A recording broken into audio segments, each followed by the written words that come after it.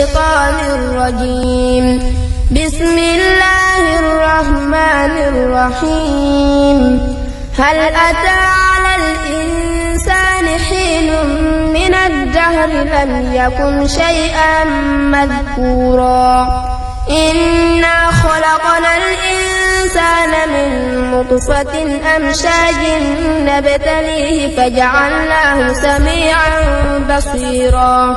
إنا هديناه السبيل إما شاكرا وإما كفورا إنا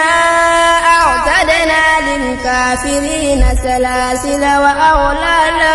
وسعيرا إن الأبرار يشربون من كأس كان مزاجها كافورا عينا يشرب بها عباد الله يفجرونها تفجيرا يوفون بالنذر ويخافون يوما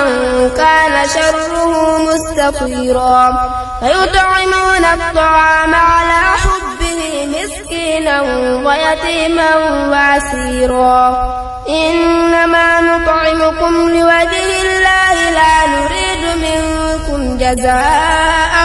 ولا شكورا إنا نخاف من ربنا يوما عبوسا قمطريرا فوقاهم الله شر ذلك اليوم ولقاهم نضرة وسرورا وجزاؤهم بما صبروا جنة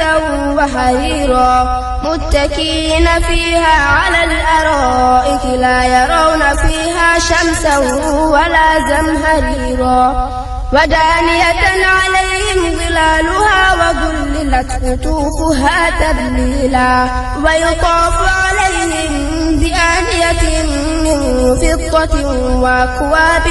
كانت قوارير من فضة قدروها تقديرا ويسقون فيها كأسا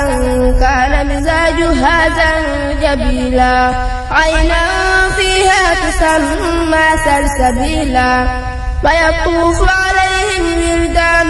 مخلدون إذا رأيتهم حسبتهم لؤلؤا منثورا وإذا رأيت ثم رأيت نعيما وملكا كبيرا عاليهم ثياب سندس خضر واستبرق وحلوا وساجر من فضة وسقاهم ربهم شرابا طهورا إن هذا كان لكم جزاء وكان سعيكم مشكورا إنا نحن نزلنا عليك القرآن تنزيلا فاصبر لحكم ربك ولا تطع منهم آثما أو كفورا واذكر اسم ربك بكرة